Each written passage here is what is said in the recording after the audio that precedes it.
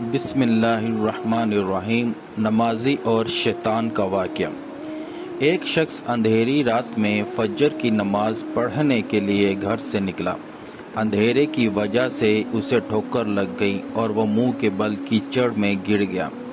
کیچڑ سے اٹھ کر وہ گھر واپس آیا اور لباس تبدیل کر کے دوبارہ مسجد کی طرف چل دیا۔ ابھی چند قدم ہی چلا تھا کہ دوبارہ اسے ٹھوکر لگی اور وہ دوبارہ کیچڑ میں گر گیا۔ کیچڑ سے اٹھ کر وہ پھر دوبارہ اپنے گھر گیا، لباس بدلا اور مسجد جانے کے لیے دوبارہ گھر سے نکلا۔ جیسے ہی وہ اپنے گھر سے باہر نکلا تو اس کے دروازے پر اسے ایک شخص ملا جو اپنے ہاتھ میں روشن چراغ تھامے ہوئے تھا۔ چراغ والا شخص چپ چاپ نمازی کے آگے مسجد کی طرف چل دیا۔ اس مرتبہ چراغ کی روشنی سے نمازی کو مسجد پہنچنے میں کسی دشواری کا سامنا نہیں کرنا پڑا۔ وہ حیرت سے مسجد پہنچ گیا۔ مسجد دروازے پر پہنچ کر چراغ والا شخص رک گیا۔ نمازی اس سے چھوڑ کر مسجد داخل ہو گیا اور نماز ادا کرنے لگا۔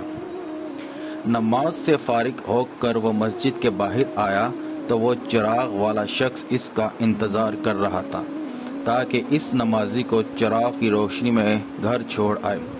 جب نمازی گھر پہنچ گیا تو نمازی نے اجنبی شخص سے پوچھا، آپ کون ہو؟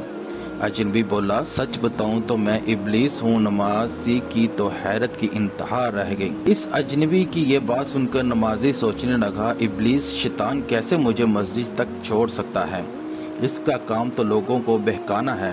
تو اس شخص نے بڑی حیرت کے ساتھ ابلیس سے پوچھا، تجھے تو میری نماز رہ جانے پر خوش ہونا چاہیے تھا، مگر تو چراغ کی روشنی میں مجھے مسجد تک چھوڑنے آیا۔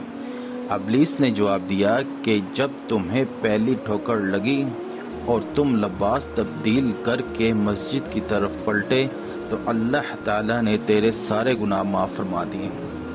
جب تمہیں دوسری ٹھوکر لگی تو اللہ تعالیٰ نے تمہارے پورے خاندان کو بخش دیا، جس پر مجھے فکر ہوئی کہ اگر اب نہیں ٹھوکر لگی تو اللہ تعالیٰ کہیں